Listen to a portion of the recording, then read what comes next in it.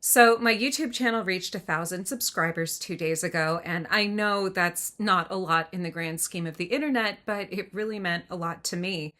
I wanted to record something to say thank you, and it ended up being kind of a wild week. Our washing machine broke, and those of you with kids probably just went.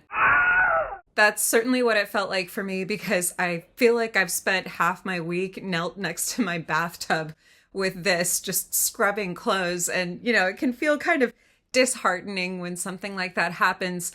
But, so I finally managed to sit down here to record something to say thank you to the first 1,000 of you who had subscribed to the channel. Only I noticed something when I logged in, and it was that I didn't have 1,000 subscribers. I had 2,000 subscribers. Thank you. I'm so grateful that all of you book lovers out there care about great stories as much as I do.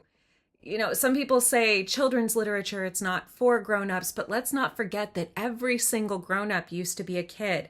And those stories that we loved made us who we are today. So children's literature really is for all of us. Whether you're a kid, whether you're a teenager, whether you're an adult who has kids or doesn't have kids, these stories are for all of us, and I'm so glad I get to share them with you. I have a lot of fun plans for the future.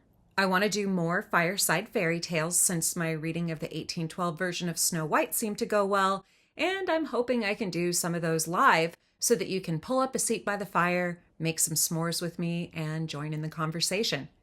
I also have a lot more great guests lined up, and of course, lots and lots of books to share with all of you. I started this show during lockdown as a way to support parents who were suddenly involuntarily homeschooling their kids, but over time it's turned more into a passion project because in this ever crazier world we live in, I think it's so important to encourage reading books as a way to escape the digital noise that's around us 24 hours a day. We need to make space in our minds for the kind of thinking that will make us happier and more useful people. Nothing will accomplish that better than a good book. Since so many of you are new here, it would be helpful to find out what you'd like to see.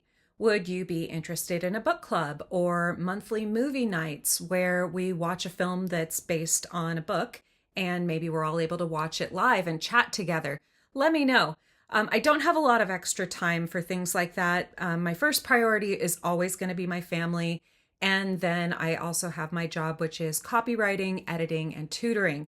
But as much as I love my job, let's be honest, I'd rather spend all day talking about children's books, and the more the show grows, the more I'll be able to do that. Thank you again for your support. I especially appreciate those of you who have followed the show since the very beginning. I've always enjoyed our conversations, and I don't ever want those to stop. Great books have a way of bringing people together like nothing else that I've seen. Someone can be a complete stranger to me, but if we can connect over a story that we both love, we can instantly start talking like we're old friends. I really want to keep that vibe going with this show. So whether you're an old listener or a new one, I really mean this. This is not just something I say to sign off every episode of the audio podcast. Thanks for listening.